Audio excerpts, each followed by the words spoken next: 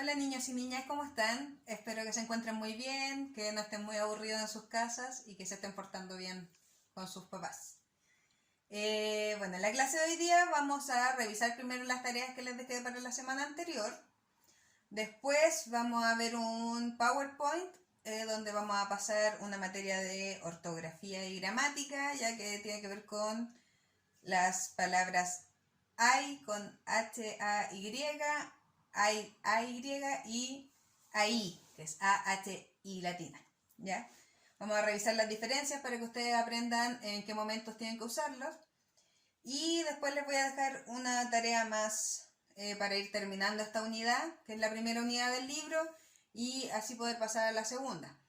Quizás quedan algunas cosas entre medio, pero las podemos revisar cuando volvamos al colegio porque es importante que vayamos avanzando en la materia, ya que como tenemos una clase a la semana, entre comillas, vamos avanzando un poquito más lento. Y es importante ya que superemos esta unidad que se trata principalmente de mitos, leyendas y artículos informativos. Ya, entonces la primera tarea que le había dejado está en la página 52 y era un artículo informativo que se llama ¿Por qué las palmeras no son árboles? Ya, espero que lo hayan leído y realizado, pero vamos a revisar acá las respuestas. La pregunta 1 dice, ¿qué información sobre las palmeras entrega el título de este artículo? Bueno, el título se llama ¿Por qué las palmeras no son árboles? Entonces, ¿qué información entrega? Que las palmeras no son árboles, ¿cierto? La pregunta 2 dice, ¿qué es una planta arborescente? Ya al principio dice, en realidad las palmeras son plantas arborescentes. Y si se fijan al lado, que tienen que ir leyendo también esta especie de diccionario que aparece al lado, ¿cierto? Dice que arborescente significa que tiene forma o aspecto similar a un árbol, ¿ya? Entonces, quiere decir que se parece a un árbol, pero no es un árbol. 3. ¿Con qué se forma el estípite de las palmeras? Eso también lo dice aquí en el texto y dice que se forma, el estípite es como esta especie de tronco, pero no es un tronco de verdad, por eso no son árboles, ¿cierto? Se forma a partir de hojas viejas y otros tejidos que se vuelven parecidos a un tronco, pero no es un tronco realmente. La pregunta 4 dice, explica por qué no todas las palmeras florecen al mismo tiempo. ¿Ya? Acá nos dicen que hay distintos tipos de palmeras, que todas florecen cuando alcanzan la adultez, pero que no todas llegan a la adultez al mismo tiempo. Algunas se demoran más tiempo que otras, algunas son 3 años, otras 4, o algunos incluso 30 años, ¿ya? Entonces por eso no todas florecen al mismo tiempo, porque crecen a distintas velocidades. Ya acá nos preguntan, nos hacen comparar este artículo que leímos de las palmeras y la leyenda que habíamos leído antes sobre el ombu, que era este árbol gigante argentino. ¿Ya? Y nos preguntan que busquemos dos similitudes, o sea, dos cosas en las que se parecen. Bueno, los dos son plantas con forma de árbol y las dos, su madera no puede usarse como leña. ¿Ya? Esas son dos similitudes que tienen. Esa era la tarea sobre las palmeras y ahora vamos a revisar también la que habíamos dejado sobre los osos panda, ¿cierto? Que era otro artículo que les leí yo en la clase anterior y que se llamaba ¿Por qué tienen el pelaje blanco y negro los osos panda? Y la pregunta número 1 dice, de acuerdo con el artículo, ¿cuál es el hábitat de los osos panda gigantes? Y nos dice el artículo al principio que habitan en los bosques de las regiones montañosas de China. Luego dice la pregunta 2, relee el comienzo del artículo y luego responde las preguntas. Aquí nos ponen el comienzo del artículo. Los colores de la piel y el pelo de los animales nunca son lo que son por capricho, sino por razones evolutivas que ayudan a la supervivencia de las especies. ¿Ya? Aquí había que buscar sinónimos de las palabras capricho, evolutivas y supervivencia. ¿Ya? Capricho es como un antojo o gusto. Evolutivas podría ser progresivas o transformativas. Y supervivencia es conservación o resistencia. ¿Ya? La pregunta B decía, ¿a qué se deben los colores que presentan la piel y el pelo de los animales? Bueno, es lo mismo que aparece ahí, ya que en el fondo no lo hacen porque sí, sino que tienen un motivo de ser y que les sirven para sobrevivir y para evolucionar. Ya. La pregunta 3 dice, emplea la estrategia revisada en la página 55 y recapitula la información del segundo párrafo del artículo. ¿Ya? En el fondo había que decir de qué se trató el segundo párrafo, que esa es la conclusión del trabajo publicado en la revista científica Behavioral Ecology por un equipo de biólogos de la Universidad de California. Los científicos compararon los tonos de pelaje de las pandas con los de 195 especies de carnívoros terrestres y 39 subespecies de osos, y relacionaron los colores claros y oscuros de cada uno de ellas con sus hábitats y comportamientos sociales. Ya, entonces decir más o menos de qué se trata ese párrafo, que en este caso es sobre cómo los científicos compararon el color de pelaje de los pandas con otras especies y los compararon con su hábitat. Ya. 4. En relación con el hábitat del panda gigante, ¿para qué le sirve cada color? El blanco decía que lo ayudaba a ocultarse en la nieve en invierno, ¿cierto? Y el negro le sirve para camuflarse en la vegetación cuando ya no es invierno, sino que está verde todo. Yo les decía que cuando está en un bosque muy profundo, las plantas casi se ven negras, más que verdes, por la oscuridad que ellas mismas hacen. ¿Ya? 5. ¿Para qué sirven las manchas negras de los ojos y orejas de los pandas? Ya, las orejas decía que advertían que eran violentos, ya, porque muchos animales que tienen las orejas negras actúan, tienen comportamientos bien violentos, entonces eso intimida a los posibles depredadores. Y las manchas de los ojos decía que era como las huellas digitales casi de los pandas, que cada uno era distinto y lo ayudaba a reconocerse entre sí. 6. Si alguien te comentara lo adorables que son los pandas, ¿qué información le darías para complementar su apreciación? ¿Ya? Aquí la idea es que ustedes hayan aprendido que los pandas igual pueden ser violentos, ¿ya? A pesar de que se ven muy lindos y adorables, igual son osos y se saben defender de otros animales, por lo tanto no podríamos decir que son adorables realmente, ¿ya? Porque pueden ser territoriales y agresivos, que no le quita que sean muy lindos de todas maneras. ¿Ya? Entonces, eso era principalmente la actividad de la semana anterior. Ahora vamos a pasar a ver un PowerPoint sobre lo que les comentaba de esas palabras gramaticales y les voy a dejar una actividad y una guía para esta semana. ¿Ya?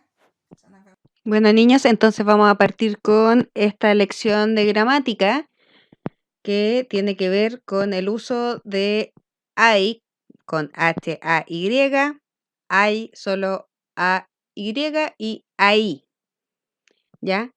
Entonces hay semejanza y diferencias entre estas palabras. Todas sirven para distintas cosas, ya no se usan para lo mismo. Este I con H y este I se pronuncian igual, suenan igual, es I.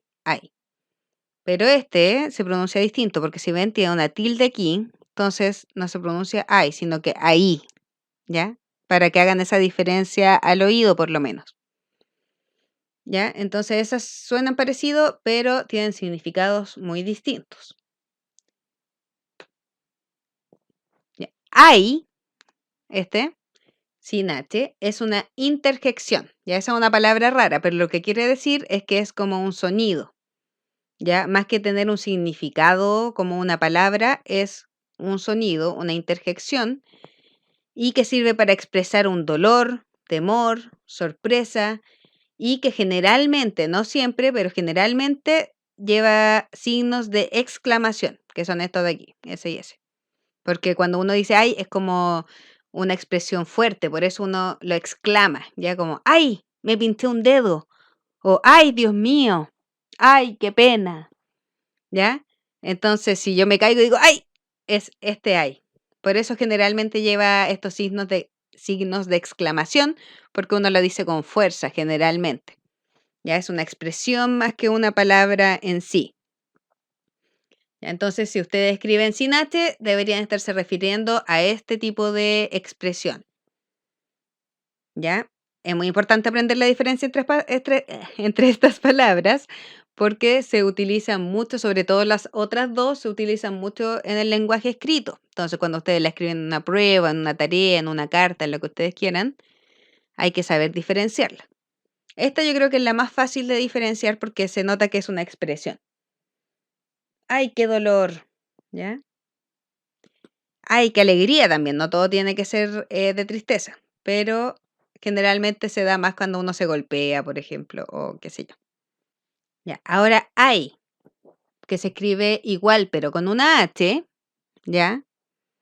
Es una forma del verbo haber. Entonces, si ustedes estuvieran haciendo estos cuadritos que hacíamos para conjugar los verbos, estaría por ahí metido el I con el verbo haber, ¿ya? Entonces, implica una acción, ¿ya?